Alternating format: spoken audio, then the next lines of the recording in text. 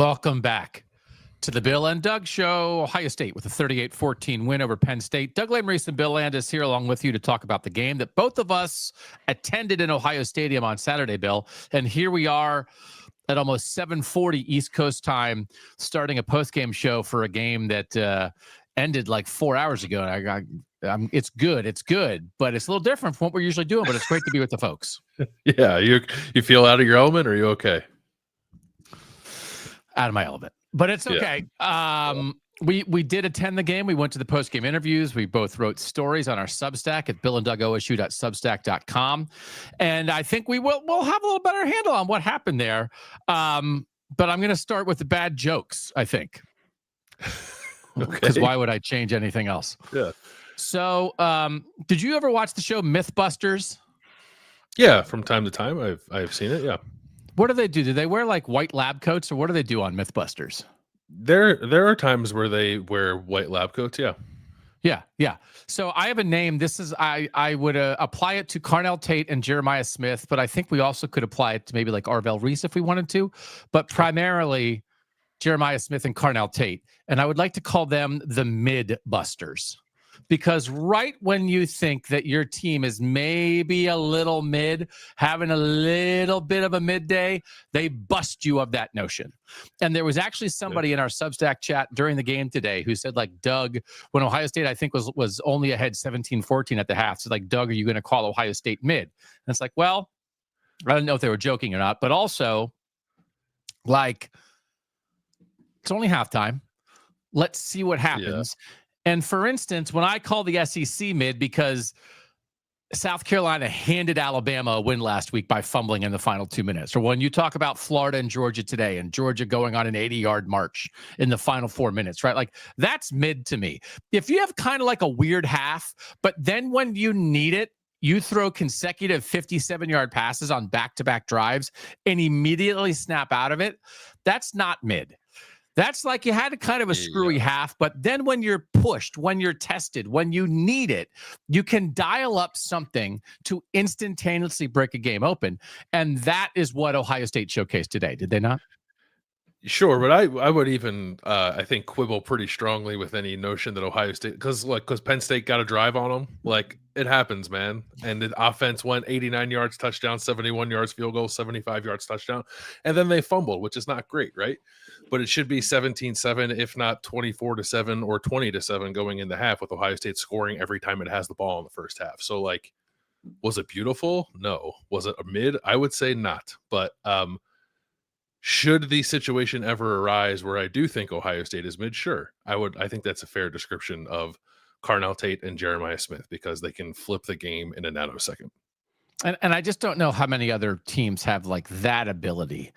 And we've seen Ohio State have that ability before. This is not the first time that I think we've discussed things like this. Like, when you have a guy like Travion Henderson, he can do that in the blink of an eye. And I do think it is a separator for Ohio State when you have a guy like Terry Smith, the interim coach for Penn State, saying these are the two best receivers in the country. And no offense to the other Ohio State receivers of the past, but for all the great Ohio State receivers that have run through the place, these are the two best.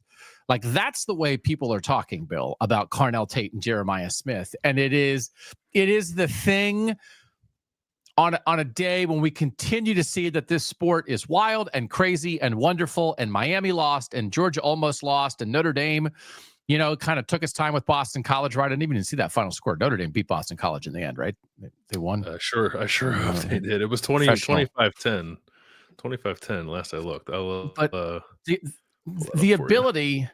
The ability for 25-10, the ability for Ohio State to just, and I would apply like Arvell Reese, some of like his pressures and stuff. I mean, he had the play on the other side of the ball where he just did a jab step on left tackle Drew Shelton and then was chasing the quarterback in a nanosecond, and like that kind of thing. And it is it is why when we talk about Ohio State's efficiency, and again, both sides of the ball combined efficiency, they're as good as anybody in the country. Mm-hmm. But then they also have this, because sometimes when teams are efficient, they are efficient by necessity. Ohio State is efficient by choice. But man, when they remind you, brother, they remind you. And the reminder ability is something that Ohio State sort of like has always had. I remember you've written stories in the past, right, about how you just like blink and Ohio State blitzed you, right? Like, like one moment it's 7-0, and then it feels like in the span of 45 seconds it's 28-0. And this team does not really do that because, to your point, they just kind of choose to play a different way, but they maintain that ability and bring it out occasionally, bring it out really kind of when they have the opportunity to, for the most part, not always, but yeah, to have both is quite a thing.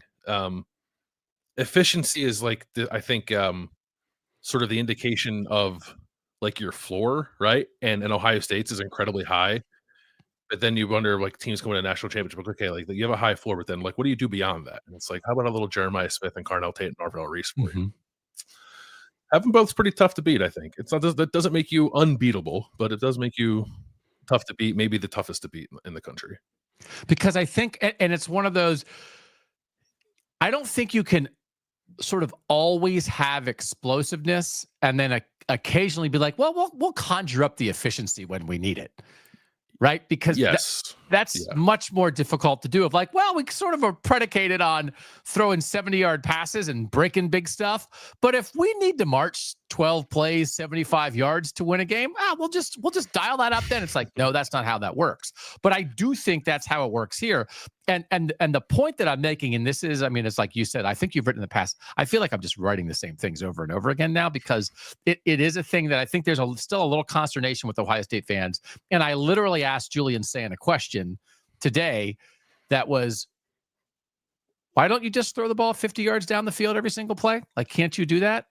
And of course, I'm being stupid, but sometimes I'm like, you ask a stupid question and maybe you get an interesting answer. And he's like, you definitely can't do that. We have to be strategic. We have to be strategic. And so, but when they make it look so easy, I do think sometimes even my inclination is be like, well, it's so easy. Why don't you do it more? And it's like, well, there's actually a lot of practice that goes into this. Like, we set it up a certain way. We wait for a certain coverage. And then we have a very skilled deep ball passer and two incredibly big, fast, strong, great hands, great precision receivers who can haul in those passes. But it's not easy. It just looks easy in the moment. But that they threw on the first two drives of the second half, right when the game was like, okay, this is a game. Second play of the first drive, 57 yards to Carnell Tate. Second play of the second drive, 57 yards to Jeremiah Smith. That's when they needed it. It's like, okay, activate this. And they activated it. The thing that I think Ohio State fans, I don't know if worried is the right word, but wonder about is, you think about the Michigan game last year where no Ohio State receiver had a reception for more than 18 yards. You think about the Texas semifinal last year when they held Jeremiah Smith to one catch for 3 yards. Like, is that out there waiting for Ohio State? And what do you think of that? Do you think it's possible that the way this passing game is operating right now, a day where it's just not there could happen? Not the efficiency, no. The explosion, sure. We've already seen games where that's the case. But no, I just think I think they're too efficient of an offense. Julian Sayin is sort of like too in sync for that to be an issue for them. Like, and if it becomes a game that is more of efficiency, then you bring into the equation, finishing drives in the red zone, which has been a little bit of an adventure for Ohio State this year. But I have a hard time seeing anybody like totally shutting down Ohio State's passing attack, or Ohio State finding itself again in a position where like Carnell Tate and Jeremiah Smith aren't getting enough touches. I just don't think that'll happen.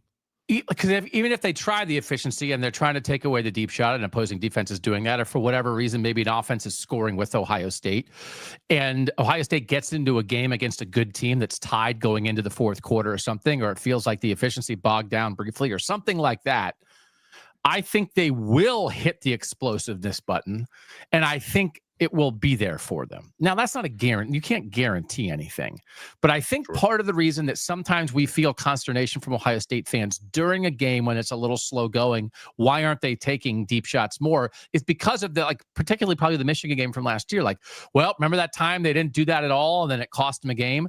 I just think this passing game and like the things that Terry Smith, again, the interim Penn State coach, is saying, that these are the two best guys. These are the two best.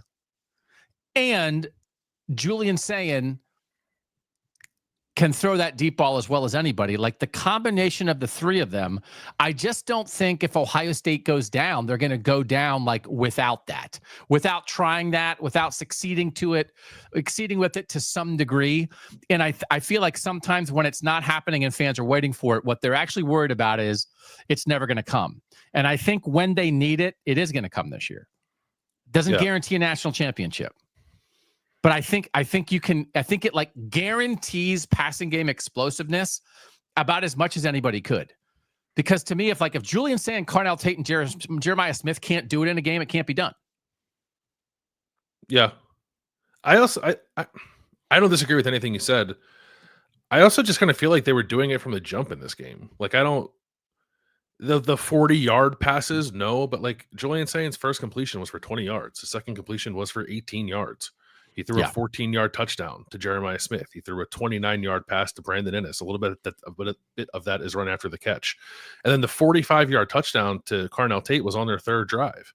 Ryan Day said that they came out and did a bunch of funky stuff to start the game formationally, try to feel things out, went down and still scored while doing that.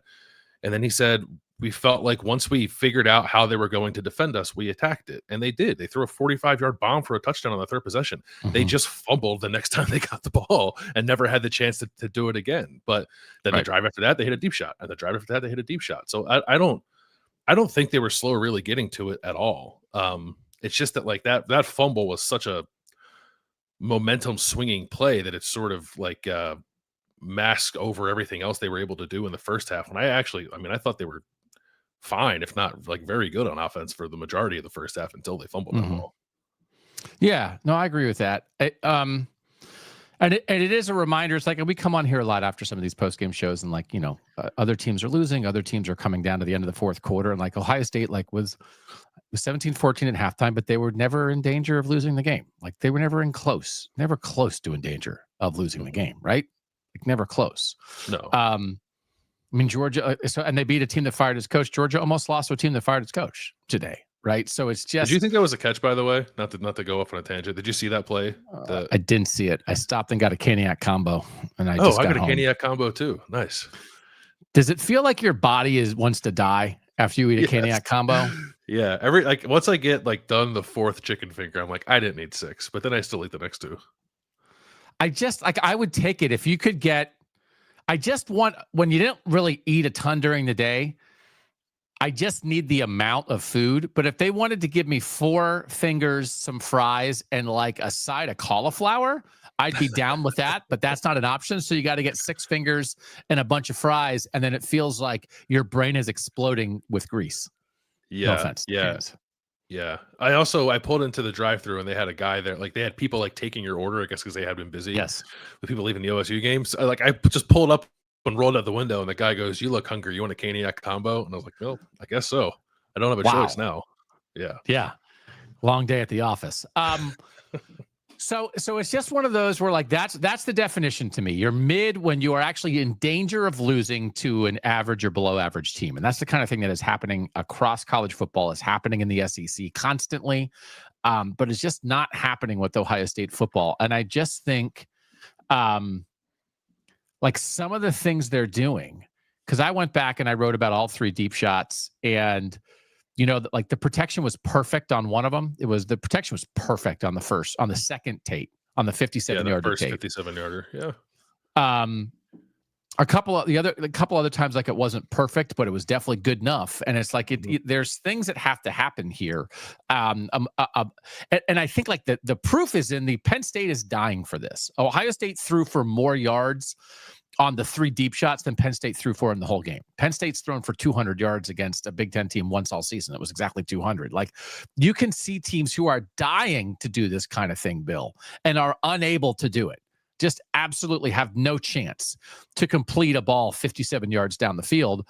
And Ohio State does it in a way when Terry Smith is saying, our number one thing, our key to victory is don't let them get behind you. And they got behind him anyway. Right. And it's just, I think it is the, of course it is. It's the most dangerous thing in college football. And just because they don't use it as much as they could, or maybe don't use it as much as, yeah, sorry. My foot, like the screen went a little weird for a second. My foot kicked the table, and I was like, did I just kick ourselves and do like a different graphic screen? So I'm glad it was you, not me. Just because they don't do it as much as they maybe could, or as much as fans would want them to, doesn't mean they can't. Right. And again, I think it's the most dangerous thing. And if there would have been a time where people would have said like, oh, Reuben Bain on Miami's defensive line, he's the most dangerous, like the most dangerous thing in college football is him menacing you, or Jeremiah Love getting the ball and dropping a spin move on you as the Notre Dame running back. Like that's the most dangerous thing. And it's like, there's a lot of great players. Like they are simultaneously as efficient as anybody, and they have the most dangerous thing in the sport to bail them out if and when it doesn't go right sometime. And that is a combination of Jeremiah Smith and Carnell Tate, right? It's not just Jeremiah. No, it is like, those just takes it to another level. Yeah. And Julian Sain. And Julian Sain. And Julian Sain basically taking every opportunity. Like he's not overthrowing guys by 5 yards.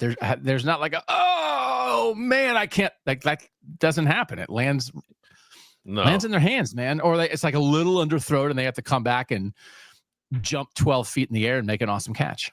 But it's rarely, if ever, inaccurate. It's just sort of, it's either right on the money when the one that Carnell Tate, the 57-yard of the second deep pass, I think I turned to you and said, it's like he's handing the ball off. So it's that, or yeah, it's got a little air under it. It might be slightly underthrown, but they're sort of taught to do that, Ohio State's quarterbacks, because you don't want to overthrow them. You want to give your guy a chance. So that's basically what you get. It's not a problem, but I do think they're so good at it. You're not supposed to be that good at it. Like ask any coach in America, you're going to throw the ball 30 yards on the field. What do you hope your completion percentage is? I said, like, I don't know, 50. Yep. And like he was 4 for 4 today on passes of 20 yards more down the field. And he was 3 for 3 on passes with 40 something air yards on them. Right. So when they're that good and that efficient, which is like extraordinarily efficient, you think to yourself, why don't you do that all the time? I think common knowledge or conventional wisdom would tell you that if they did it all the time, the efficiency would come down. I don't know if that's a reason not to do it, but it is. I think the feeling of why don't they do this all the time is heavily influenced by the fact that they are so efficient when you're not supposed to be as efficient at it as they are. Yeah. Can we talk about the opening drive for Ohio State? Stay on the offensive side of the ball for a moment. Yeah. Watching the different formations, watching them run 14 personnel with 4 tight ends, like not on the goal line. Was that not on the goal line for the first time this year that they tried a formation like that with Nate Roberts at fullback and the other 3 tight ends in the game? If they've done it other times, it's been rare. Yeah. I just was thinking to myself, man, they are putting a lot of stuff on film for Michigan to have to pay attention to. Did you get that vibe at all? Yeah, I think that's part of it. You do have to, this is the stretch you want to start doing that stuff, right? And the way the Penn State season has gone, you sort of include them now in the conversation with the Purdue's and UCLA's and Rutgers that you're going to play before you play Michigan. So that was definitely, if not the chief motivation, like an additional benefit, I think, of doing all that. I think primarily what they were doing was like testing Jim Knowles' sort of adjustments. Like, okay, if we do this, what are they going to do? If we do this, what are they going to do? So that you get a little bit of a beat on it for later in the game. So, which I thought was actually, it was kind of dizzying watching all the different personnel groups run on and off the field, and they were doing shifts of motions on practically every play. But I guess to their credit, and they did have 2 weeks to kind of get that game plan together. They didn't look like bumper cars, right? They more or less looked pretty efficient as they were doing it, minus a play or two. So I think it was, like I said, primarily testing some stress points of the Knowles defense. But sure, I mean, yeah, Michigan, everybody, they're going to play the rest of the year, who they could play in the postseason. There's a lot to think about if you watch that first drive for Ohio State. When they put in the 3 tight ends and Nate Roberts as the 4th tight end at fullback, you said they're going to throw. And then they didn't. They just handed off. But it feels like, why are they doing that at that spot on the field? It's because at some point they're going to do that and they're going to throw out of it. And that's the thing to me of okay, so they didn't throw today. Okay, they're going to put that formation out there and throw against Michigan from 14 personnel on 1st and 10 from the 21-yard line and hope to get a tight end behind the defense. Sure. As long as here's where the frustration can come in, because like Jeremiah Smith and Carnell Tate aren't on the field. So if you're gonna do that on like third down, like a money down, and you're gonna throw, just put Carnell Tate and Jeremiah Smith on. No, I agree. But sure, as an earlier down wrinkle, why not? They threw out of it like to Will Kacmarek for a touchdown against Wisconsin, and I can't remember the Bennett Christian touchdown today. Might have been out of that personnel grouping too on the 1 or 2 yard line, wherever they were. But yeah, I mean, regardless of where they're using it, they do have to throw out of it to protect it some, because you can't just look and see that number 83 Nate Roberts is on the field and they're going to run the ball, right? That's what Ryan Day has talked about that all year, right? You can't put guys onto the field that have a tell that the defense can just like automatically know what you're doing. So they have to keep mixing that up. They didn't do it in that particular moment, but I do think they will do it again moving forward. Throw out of that. You've often said, right, that Ohio State doesn't necessarily script an opening drive like so many coaches and so many teams do, but that felt scripted. That felt about as scripted as you're going to see from Ryan Day, I think. Yeah. So can I offer maybe a theory on that as well? Mm-hmm. I think one of the things that is a continuing evolution of the Ohio State offense this year is the art as a first-time play caller, and Brian Hartline continues to get the hang of like, yes, these are the plays. This is what we practice, but like, what do you establish early on to set up something later? What do you piece together that first down leads into second down, leads into third down, leads into... And I think maybe doing something like this, and again, like I don't know if Ryan Day would, if we put the word script in a question on Tuesday, for instance, like would he be like, yeah, that was scripted, or would he still say, well, it's just things we talked about, we wanted to do? But when you're changing personnel that much and you're creating sub packages, and it's something clearly that the whole offensive staff discussed going into the week, we're going to do this. I think it's a little bit of paint by number, because you obviously are building things off of each other. And I did think the way those plays connected, it wasn't just 14 personnel for 14 personnel's sake. It was like, well, this led to this, and then they went back to this, and then it led to this, and it was a very successful drive. And I think as you have a new artist, it's not a bad thing to have them paint by number a little bit. Because guess what? When you're done with the paint by number, all anybody sees is a beautiful painting. They don't know that they told you where to fill in the spots, right? You just put yellow in number 5. You just see a beautiful painting. And as you're trying to build an artist, I thought maybe that was an interesting thing, an interesting way to do it. And then now UCLA, Purdue, Rutgers, maybe there's not as many numbers, but the artist continues to flourish. I thought it might have been like an interesting strategy by the offensive staff at large to like just create the sequencing that they want Hartline to have naturally, and that he's still growing into. Yeah, I think that's well said. Like, and the other thing that's interesting about it, like, is because it very much felt scripted. I do think it's good for Brian Hartline to sort of like feel that rhythm. And then hopefully, sort of keep it in his mind and learn from it. And it becomes almost like reactionary down the road. Right. But they did that without the benefit of like awesome field position on their opening drive. They started from their own 11. Right. And I think a lot of times you'll hear Ryan Day say, well, we had some ideas for openers of things we liked to do. Like even the Texas game, I think was that, but they just had terrible field position for most of the game. Or like the opposite, they started like against Illinois, they start really deep in opponent territory, and that kind of throws off what you wanted to get to too. Most of their drives started from like normal position, the 25 or the 20, but for the opening drive to start on the 11 and for them to just kind of like stick with what they wanted to do coming into the game and then turn it into an 11-play, 89-yard touchdown drive, that should be something that I think Brian Hartline, most importantly, should be able to build off of, right? He is still an imperfect play caller. That much is obvious if you watch the game, right? I don't think anybody's saying, he's been an A+ across the board, or that he's not still working his way through things. But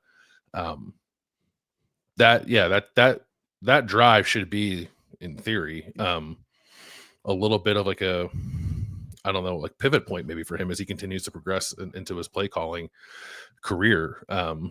It was pretty well put together. And like, I don't know, of course, like Ryan Day is a huge hand in that, but Hartline does too. Like the job is not merely play calling. The job is also designing the thing and figuring out what you want to do, Sunday to Friday before you go play the game. So I'm not trying to take credit away from him, but it was maybe the most impressive drive they've had all year. Now, like if you stop and really think about it, to go that distance on the opening drive against that defense while you're mixing in a bunch of different stuff and like really not ever getting your own way, it's pretty good. Yeah, I mean, I do think it was. It's a lot to build on, and then like at the end, right? I mean, it's right play call in the right spot and perfect execution by everybody. But you get a safety blitz from Jim Knowles, and you throw right at the blitzer and hit Jeremiah Smith for a touchdown. And it's just, again, like there's a lot of things I think when a team is succeeding that you can take for granted, but that's just like basic execution, right? Of like, all right, your call beat that call, and then the quarterback read it and made the right throw, and the receiver won on his route and made the catch. And it's just a 14-yard touchdown pass from Julian Sand to Jeremiah Smith. But like, man, there's like the beauty and the simplicity in that for all the reds. You know, how many different red zone conversations have we had at various times this year? And we could have been having a red zone conversation about that first drive, and instead they got the perfect play call at the perfect moment and had perfect execution by the two guys running the offense. It's just like, you got to appreciate it. Yeah. And the red zone was pretty good today too. 5 for 5. They had the one field goal, but otherwise finished their drives with touchdowns. Yeah. We were talking about, we want to make sure we talk about Jim Knowles a little bit, because you wrote a very interesting story on our Substack about Jim Knowles.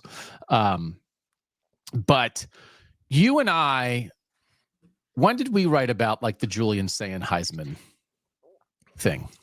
Like 2 weeks ago? It was after the Wisconsin game. Yeah. Okay. So after the Wisconsin game, like the bye week, right? So like, okay.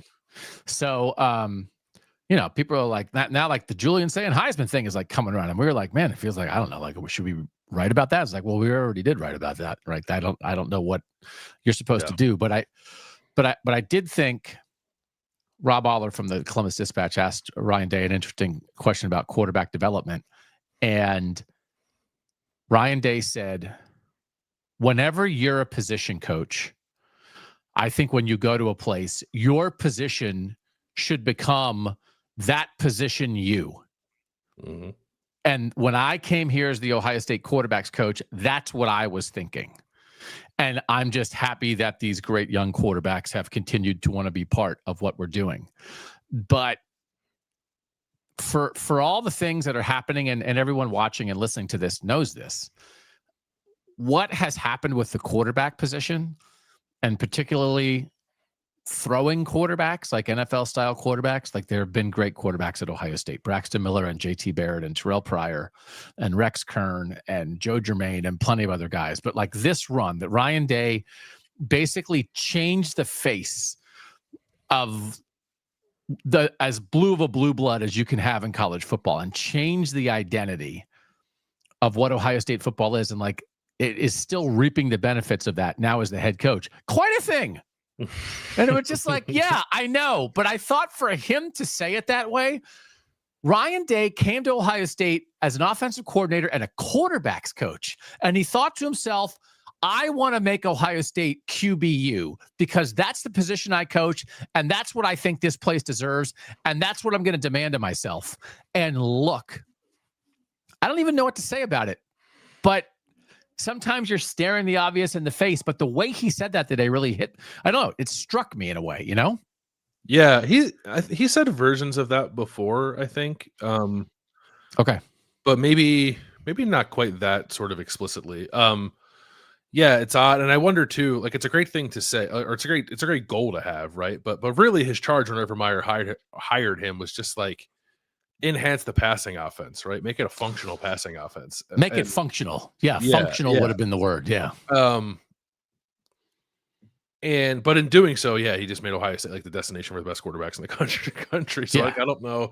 I mean, Urban would say like we've always had the best quarterbacks in the country, right? Because he would say that about JT and he would say that about Braxton. And they were very good, just different. Yeah.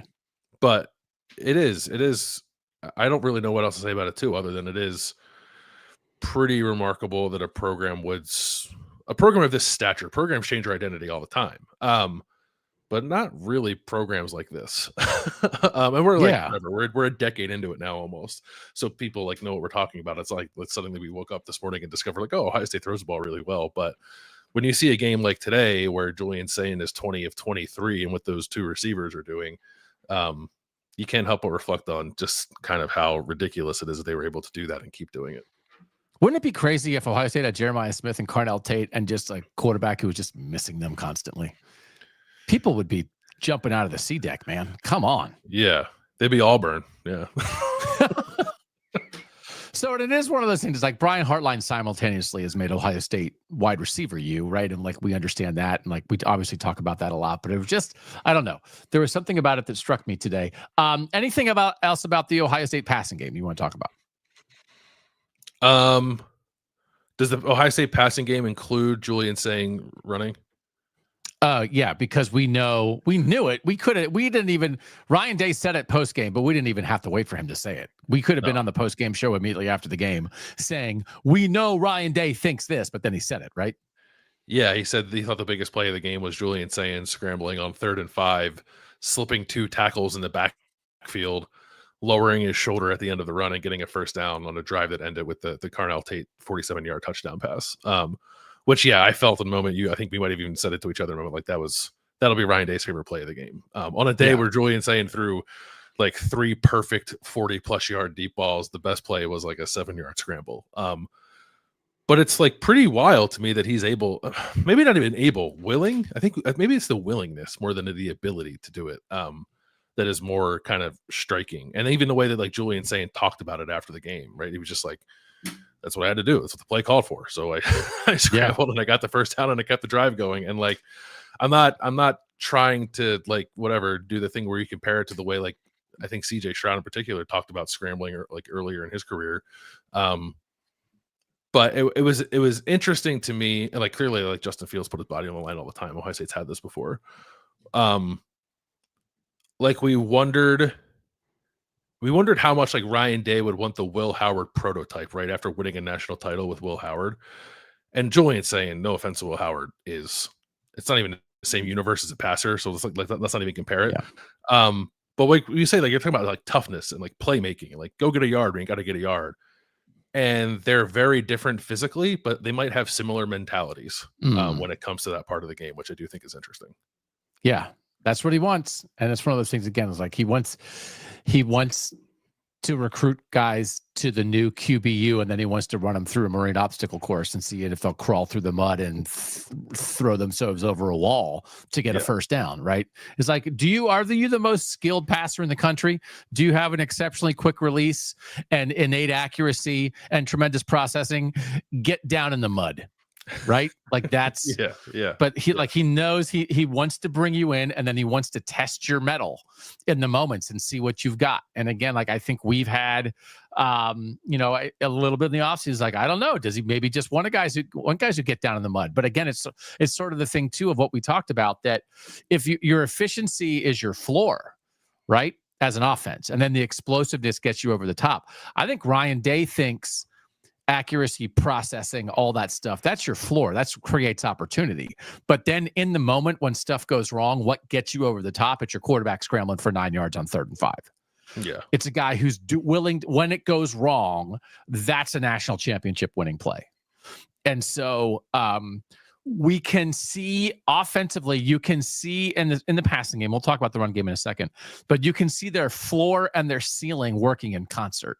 And so I think everybody, and this remains the thing that I just think, and I don't know, maybe they're coming around, but I just think Ohio State fans at this point in the year have a real handle on their team, and people who don't watch Ohio State every day don't have the same handle. And it is a team, I think, because they still are efficiency first, I think you have to absorb it and understand it on a down-to-down, choice-by-choice basis to fully appreciate it. Otherwise, you get trapped in, I even saw some stuff, just people who are scoreboard watching. We've talked about this before, but I saw some like national people on Twitter, like when it's 17-14 being like, oh, they play low possessions, like, oh, this is what happened. And it's like, that's all true. But like,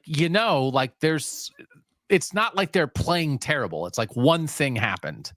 So I almost kind of like that a little bit. Like it's a reward for Ohio State fans to just think to themselves, yeah, I get my team.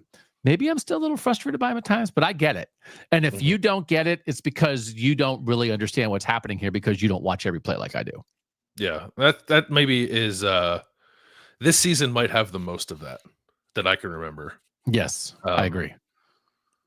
And that's not, I mean, I guess I could see how it would be frustrating for Ohio State fans. I don't think it's like necessarily a bad thing as long as you kind of think about it the right way, which is what you just stated it. All right, let's talk about Jim Knowles. You wrote about Jim Knowles after the game. Tell us a little bit about, since we were on the scene, you staked out the entrance to see what kind of vibes Jim Knowles was bringing into the building and how he would be received at Ohio Stadium. Yeah, I just thought that there was a real, because I remember I said this to you. So the Texas game, I found myself just sort of randomly over by where the visiting team comes in, and there were students there, like underneath the south stands, not in close proximity to Texas, but close enough, like shouting distance, and they were like yelling stuff at Texas as they were walking into the stadium, and which is fine. Teams do that all the time. Like, it happens at every stadium across the country. I thought we were going to get some of that with Jim Knowles coming back, and Penn State's bus rolled in around like 9:50 a.m. or so, and there were like really no Ohio State fans around. There may have been a few. I definitely didn't hear any. Nobody, like, were no boos, were no like, hey Jim, F you, anything like that. There were a couple Penn State fans, and they tried to get like a "We Are Penn State" chant going that like kind of fizzled out immediately, and it was just like Jim Knowles walked into Ohio Stadium for the first time as an opposing head coach to like silence, which I was just not anticipating. But then I also like, as like the way the game played out, I thought it was like kind of appropriate for the way I thought that Ohio State handled Jim Knowles being back in Ohio Stadium, which was like aware of it, planning against it, but like didn't let it consume them the least bit. And like he got it from fans. Like, clear, I'm not saying like no one ever booed him. Yeah, but it wasn't like they booed him. Yeah, they booed the crap out of him in the fourth quarter. But it wasn't like there wasn't just this like this. I wonder if there would be like an energy where like people were like on tilt toward him, right? A little bit. Fans that then might not directly, but sort of just be kind of like in lockstep with Ohio State itself in the way that it played. And like, I got none of that from the second he walked into the stadium through the fourth quarter when they decided they were going to have fun and put him up on the video board and then boo him. Like, that was really just not a factor at all, which was surprising, but I also think a little bit instructive maybe about how Ohio State just kind of goes about its business. And then the video crew got ruthless, right? So it is, for all the things we try to understand about play calling and the relationship between Ryan Day and Brian Hartline and the relationship between any head coach and a coordinator, and how much say does Ryan Day have in the defense, and when did he go into that room? I am now almost equally as curious about the relationship between the Ohio State athletic director and what happens on the video board. Because last year, when Ohio State beat Indiana, they had like a fake newspaper, right, that they put up on the video screen that said like Google this or Google me, right, about Curt Cignetti. Yep. Okay. And then today, and I just like, if you're an Ohio State fan that wasn't at the game, I don't know if you know this, they in the fourth quarter, they showed Jim Knowles sitting in the press box on the video board. And I think the first time they did, there was maybe some scattered boos, and then they kind of cut away from it. And then they went back to Knowles a second time, and there were more boos. And then they started cutting. When they cut away from Jim Knowles, they cut to Matt Patricia, and there were cheers. And then they cut back to Knowles again, more boos, and then back to Matt Patricia. They cut to Knowles 5 times. And by the end, when they were cutting to Matt Patricia, the Ohio State players around Patricia on the sideline were like pointing at him, being like, yeah, this guy, because they understood what was going on. So Ryan Day after the game said like he didn't feel like there wasn't anything this week that players are trying to prove anything. Does the video board get clearance for those things? Is it a rogue video operator, or is it somebody who they know is a little bit of a wild card, but they can have plausible deniability? Oh, he didn't know he was going to show Jim Knowles, but by the way, Steve, do your thing. We know you're good at this, right? Did someone order it? Did someone order the code Knowles? We don't know what's happening there, and I guess it doesn't matter. But the idea, it undercuts a little bit of like nobody cared. It's like, well, somebody cared, even if just a person in the press box who's hitting a button to like show Knowles. At least that person cared a little bit. Yeah, that person cared. I think they're not a rogue operation. It is interesting to bring out maybe Ross Bjork's role in all of this because he is Yes. very into enhancing the stadium atmosphere. But this is not the first time something like that has happened. I think I could be wrong, but I think they might have played Rocky Top when they were beating Tennessee last year. Oh. And then against Texas when fourth quarter when Texas had the ball with a chance to drive and potentially go tie the game, and then they didn't do it, and it was clear the game was over. There's a song by a rapper named Big X the Plug called Texas, and they played that song like immediately. Like there wasn't you couldn't half a second between that play ending and the song beginning. So like they were ready for it. Like there were conversations beforehand about like, when we know we're going to win this game, we're playing this song. Yeah, they're kind of on it. The video board and sound team at Ohio Stadium. Yeah, which is good. Which is what college football. It's great. It's like, I don't know if you do that in an NFL stadium, but you should do it in a college football stadium. But I just would like to, nobody's above it. It's like Ohio State's not above it. They're not above anything. Like this is ball. This is college football. Yeah. It's like, that guy used to work for us. They played Zombie Nation too. I think when Jeremiah Smith made that one-handed touchdown catch to go up 38-14, they played the Penn State pump up song. Oh, okay. They did everything but play that. Thank God. Yeah. So anyway, so one of the things we like to do here, I mean, we end up doing 2 post-game shows, one live here on YouTube and for you guys in the podcast feed, and then we do one for our Substack subscribers on Sunday morning where we take questions and comments there.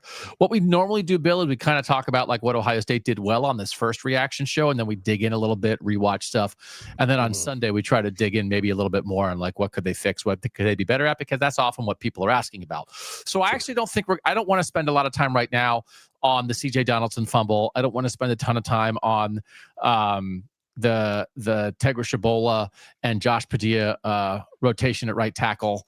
I think we can save a lot of that stuff, but I do think like in the end, like this was quite a thing, like just that little bit of thing to do that to Jim Knowles, right? And it's all in good fun. But I do think, and just talking to some people who know better than us about Penn State afterward, like this, I think it's fair to talk about Penn State here because there are certainly people here who care about this. This really, I was a little bit surprised. I thought it was like you come in, you were competitive in the first half against Ohio State. Like, what more can you ask for, right? This season has gone completely south. There were definitely some people who thought this was more of like a bottoming out for Penn State than that. And that this was sort of like a real low point to give up those deep balls, to just kind of get overwhelmed in the second half like that. And it is just quite a thing to see a program in that state when it has been a program that has been in the top 10 so many times when playing Ohio State recently. And Ohio State just kind of, they were already down, but Ohio State just kind of stomped on them a little bit in the second half. And again, like the people who know Ohio State, know Penn State the best, I think really felt like that mattered. And that like, this is an indicate, like, I think they're talking about like, just like gigantic roster turnover, right? That like, this is like, this is a real, not that that's a surprise because that happens now in the NIL world, the portal world, every time there's a head coaching change. But this is going to be a brand new Penn State next year. And I think by the time Ohio State faces Penn State again in Happy Valley in 2028, like it'll be an unrecognizable program possibly from where it is right now. And Penn State hopes for the better. Yeah, I'm just looking because I looked up this when in the story that I wrote. Ohio State had 8.7 yards per play, which is a lot. And it's the most that a Knowles defense has given up since the Peach Bowl against Georgia when he's at Ohio State in 2022. But I just went back through on CFB stats too, and they only go back to 2016. There's no one that has come close to putting that number up on Penn State. Like there's a couple sevens, there's no eights. So this was like quite the thing to do against, like, I don't even care if they're like down on their luck against a Penn State defense to put up basically 9 yards per play is something that hasn't happened in like since at least 2016. And just to be in a situation where, again, Terry Smith has talked so much the past couple of weeks about needing to improve the vertical passing game. Ethan Grunkmeyer's 19 of 28 for 145 yards. As easy as Ohio State can make it look, it's so painful and so difficult for Penn State. And it is such it is just such a roadblock for them. And it has been. And even while they've been winning the past couple of years, the receiver room has just been a constant topic, and quarterback development is a constant topic.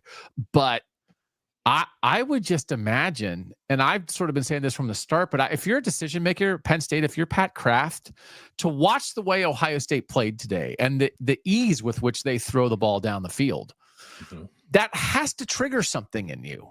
And I just not that they maybe weren't thinking that way anyway, but I could see Penn State decision makers coming out of a game like this and being like, we have to be able to do that.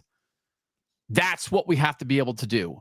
And we have to put NIL and rev share into the receiver position, into the quarterback position. We need to hire a real quarterback coach who can develop and recruit.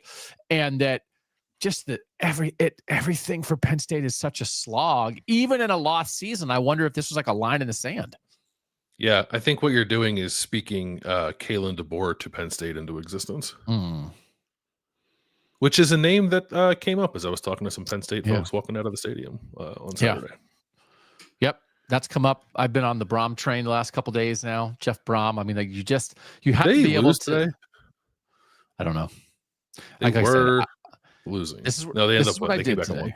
This is what I did today, Bill. I went to a football stadium. I was there for 8 hours. I watched football. I interviewed people about football. I wrote about football. I ate chicken in the car, and I sat down to do this show. I don't know what's happening. And by the way, when I turn on my TV and say, play football for me, my TV gives me a giant Mickey Mouse finger. So I wish that I could watch football. How is this? This is America in 2025. It's the second most popular sport. What are we doing? I'm paying hundreds upon hundreds of dollars to watch football. Can I watch it? No, I cannot. Am I getting are we getting refunds for this, by the way, right? Like YouTube TV has to give us some money back for not giving us the thing that we're paying for, right? $20 credit. By the way, not that I don't want to take this $20 credit. I don't want to take this credit far down this road, but like Cody Campbell, the Texas Tech guy, right, is like lobbying for college football to negotiate its television rights as like one entity and not as conferences. I wonder if something like this is something that pushes that any further down the road. Right, because like this would never, ever happen with the NFL. Oh no! Roger Goodell would walk into the room and put a gun to everybody's head and say, "Put TV up, put football on TV." End of discussion. Which is why this will all be resolved by Monday Night Football. Yeah, yeah, for real. God, I wish there was an NFL game like tonight. I want to watch Cincinnati, Utah. Dr. Flush said, "Sounds like a perfect day." It was a perfect day. I'm just saying I didn't have time to catch up on the Louisville score because. Yeah. Like if I had been driving home on a normal day, I might have had like YouTube TV playing on my phone and catching up on some stuff, not watching it, of course, because I'm driving, but just like listening to it through my car radio when I couldn't. Okay. Ohio State. Now, this is going to be a little bit of an interesting stretch. And I think it's better for Ohio State because there have been times in the past, in 2015, they played Michigan State the week before Michigan and lost. They had a year where they played Penn State the week before Michigan. And it's like, what is the Big Ten trying to do to itself?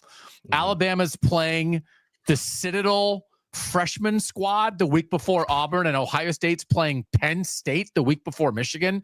Please talk to your schedulers. But Ohio State's now like coming out of this game that was like the second tent pole of the season, just with 3 games that nobody expects to be particularly competitive. Although I suppose from the chat, it seems like Purdue's being competitive with Michigan. I don't know. Is that correct? Is 7-7, 30 seconds to halftime. It looks like Michigan has the ball in scoring range. As I always say, like underestimate Barry Odom at your own risk. But it's going to be a little bit of an interesting stretch here for Ohio State because often in situations like this, it's like, well, what do you want to work on and what do you want to get better at? And clearly there's like still a little bit of run game stuff, but it's going to be like a little bit of cruise control here. Is it not? Not to like tell people like, I'm not saying like don't watch Ohio State, but it's This is a pretty deep and competitive Big Ten, but like the three teams that they're getting ready to play, I would not put in that tier of deep and competitive, even though UCLA has a couple goofy wins this year. Yeah. One road game left at Purdue, and then there was a time maybe where you could convince yourself that, I don't know, maybe that UCLA game will be interesting. And it's like UCLA has come back down to earth. Turns out that Jerry Neuheisel is not Vince Lombardi. So yeah, it's just like an opportunity to work on some stuff, I think, right? The next 3 weeks, stay healthy and work on your flaws a little bit, I think. Even like, I don't know, Ryan Day wasn't asked about it, but like on that last drive when Ohio State was running out the game, like both Luke Montgomery and Degger Shabola came off the field. They walked off sort of under their own power, but they did get hurt. So, offensive line health, run game, probably clean some stuff up on defense against the run too, in terms of like getting off of blocks and getting lined up and stuff like that. Yeah. So it's not like they don't have things they can fine tune, but it's kind of a 3-week ramp up now to Michigan. We'll let's give the folks one more bit of information here, and we just so greatly appreciate everybody being here. If you want to support us, subscribe to this YouTube channel, subscribe to your podcast feed so you don't miss anything that we're putting out here. Give a like, give a review on Apple Podcasts, tell a friend about the Bill and Doug Show. If you also want to support us and support some good gear, you could go to roback.com, RHOBACK.com. If you use the code BAD20 when you make a purchase, and again, they have like really cool Ohio State stuff in their game day collection, you'll get 20% off your order, which is good for you off your first order. Bad 20, but then also like that helps us. So we went to the game. Jeremiah Smith spoke afterward. Julian Sands spoke afterward. Caleb Downs spoke afterward, in addition to Ryan Day. And I said, I'm doing offense and I'm doing deep shots because that's fun and easy. And you go right about the other football stuff. So you did talk to Caleb Downs. What did Caleb Downs say about the targeting call that a lot of people thought was going to be a targeting call and have him kicked out for the first half against Purdue? And then they said, no, it is not targeting. What did he say about that? Yeah, well, I think you saw it on his face. Like I didn't see this when we were in the stadium, but then I saw a clip of it on Twitter afterward. Like he sort of like looks to the sky after they overturned the targeting penalty, and he said, I guess God had my back on that one. He showed mercy on me. Yeah. So I think I do believe. Like I'm not trying to start a thing. I do believe that is reviewable during the week. So I don't actually think he's entirely like out of the woods yet. But for the time being, he will not be suspended for the first half against Purdue. So the hardest thing about targeting, and it's like, man, there's nothing that college sports fans like more than targeting discussions. It's like, why would we talk about the team that you love and you're invested in when you can just deal with the nitty gritty of officiating stuff? And it is important. And the goal is to keep young men as healthy as possible in a violent game. The thing that they've always said is like, you can't legislate intent. And I've always sort of thought like, well, why not? Because intent does drive action. And I think to look at action and try to say, I think I can see some intent there, I don't think is a terrible idea. But every official that I've ever talked to at Big Ten Media Days and all that stuff they just say like, we just can't get into the business of intent. We just have to go by what happened. Here's the letter of the law. Did this happen? So I thought in looking at it that there was like helmet to helmet contact, right? And that he did maybe like now launch, right? Launch is a little bit of intent there. But I also thought like, even if there was helmet to helmet contact, he sort of did like turn his head and he was sort of trying, as much as he was sort of jumping into the player, he wasn't like a missile all the way. He powered down a little bit, yeah. Like I almost like it was a little bit of a head turn that still I think led to some kind of helmet to helmet collision. But I thought he's a very smart player. He's as smart of a player as you'll find in college football. I think you could see him in the moment almost being like, I'm going to make a hit. Oh, wait, this is not what I should be doing. I'm trying to, as you said, power down. And then he wasn't no holds barred in the moment. And I think you have to protect players. But I think a little bit trying to legislate intent isn't a terrible idea. I thought maybe that saved him a little bit. I don't know. Yeah, I thought for sure he was toast. I did. And again, Everybody in the press box did. Did we not? Like we all were sort of. We're not experts, but we kind of thought it was going to be targeting. I mean, he did. Right? It's not like we weren't. I think everybody. He walked over to the sideline and didn't have his helmet on, and I think he knew or thought at least strongly that his afternoon was over. So maybe someone is looking down on him that he's not. Like watching it in slow-mo replay, I think I could see how they got there. Like maybe it wasn't in, and I think intent sort of is a big part of it. But live, like bang bang, like like I thought, I was like, okay, he's done. Yeah, but yeah, it's hard. I mean, it's hard to officiate on the fly, and it's apparently difficult to assess even in slow motion replay. Yeah. So we'll see what happens. My guess is that he'll be fine, but probably worth asking Ryan Day about on Tuesday just to double check. Okay. All right. So we do have Bill has a story about Jim Knowles up at Bill and Doug OSU.substack.com. I have a story up about all the deep shots and how they arrived at all of them on our Substack. I am going to write a story on Substack probably for Monday. Just as I was leaving the stadium, I just was thinking to myself, if you were a Penn State fan, if you were a Penn State player, if you were part of the Nittany Lions in any way, wearing blue and white in Ohio Stadium today, after that loss, with where that program is, with how much this season has blown up, and then also like the second part of that is like what Ohio State is projecting, right? When you're in that stadium and the way that they are playing and both sides of the ball, and that they changed 2 coordinators and haven't missed a beat, and they lost so much of the roster. It really felt to me like, not that you didn't know it already, but like Penn State is a program in disarray, and it's remarkable considering where Ohio State was after the Michigan loss last year. But Ohio State, it feels like to me is a very connected program. Fans to team, players to coaches, administration to coaches, like all the way around. And the idea of, would Penn State, if you walked off, would you have been jealous of that? As not just like, oh man, they beat us, but like, I wish I was that. I would trade spots with them right now. And that kind of feeling in sports, and how often has Ohio State felt that recently? And the idea of not just like you're mad at somebody for beating you, but you kind of wish you were them. And so I want to write about that because I was really just like sort of taking in the moment. Because like State College is a great place. Happy Valley is a great place. Beaver Stadium is an awesome stadium. It's a great place to watch a game. But even with all of that, I could see a Penn State fan being like, man, this is what we need to be. So look for that on Substack. What else you got coming, Landis? I'm going to write about the defense some. Like you said, I did talk to Caleb Downs. He was not like like super insightful about what went wrong, particularly on that 15-play, 75-yard touchdown drive, I think is what it was. But there's some stuff in there I think worth like looking back at, especially against the run, that I want to take like a second look at and write about that a little bit. The thing that wasn't like Penn State did have that drive. It was probably the best drive anyone's had against Ohio State this year. Agree. But Katron Allen, right, their running back, who was a big part of that drive, he had 26 yards on his first carry, which was the first play of the game. And then he had 20 carries for 50 yards the rest of the game. So it's like that drive happens, and you're like, boy, this doesn't look good.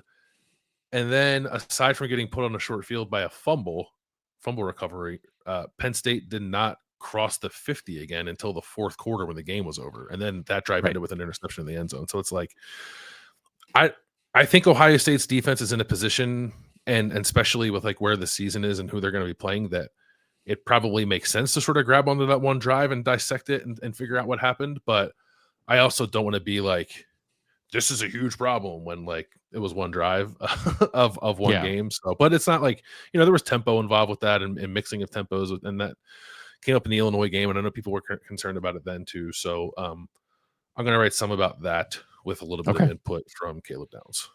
Okay. That sounds like a plan. We'll be back with a Sunday Sound Off show for our Substack subscribers on Substack on Sunday morning. Questions, comments, we work them in. We kind of take a second look at the game, and more often than not sort of dive into like where Ohio State can maybe get a little better. And then we have a bunch of stuff coming this week on Substack, and we're building up, everyone is, to that Ohio State-Michigan game at the end of the month. But for now, we're really grateful for you guys. We normally have been doing our post-game show right after games, and that was not the case today. It was like a change-up to see how people responded, to see, what we experienced being at the game. It's always great to be at a game, to get the vibes there, get your binoculars out, check what's going on, be able to talk to people. So we were glad to be able to do that. And we're glad that you guys found us at 8:00 at night as the World Series getting ready to have Game 7. Yeah, that's not on ESPN, right? That's on my TV. When I tell my TV to play baseball, it will. It will play baseball, and you should be able to watch Nebraska USC. That's on NBC, I think. Yeah. Oh, okay. It is weird because it's like, I almost feel like, did someone rub a genie bottle? And it's like, oh man, I wish ESPN wasn't part of college football. And it was like, poof, they're not. And it's like, well, it's not exactly what I meant, because I still want to watch Cincinnati, Utah, but I just they weren't such SEC honks. Anyway, the thing I don't know, do you know this? Like, are the games that are on ABC that are ESPN Sports Productions, are they also not available on YouTube TV? Or is it just stuff that's on the ESPN networks? No, I think it's ABC too. It's all ABC and ESPN stuff. All Disney owned stuff. Yeah. All right. All right. That'll do it. Thanks to you guys for being here live on the YouTube chat. Thanks for watching back on YouTube, listening back on podcasts. Again, like, subscribe, tell a friend. We'll catch you soon. For now, he's Bill Landis. I'm Doug Lesmerises, and that was the Bill and Doug Show.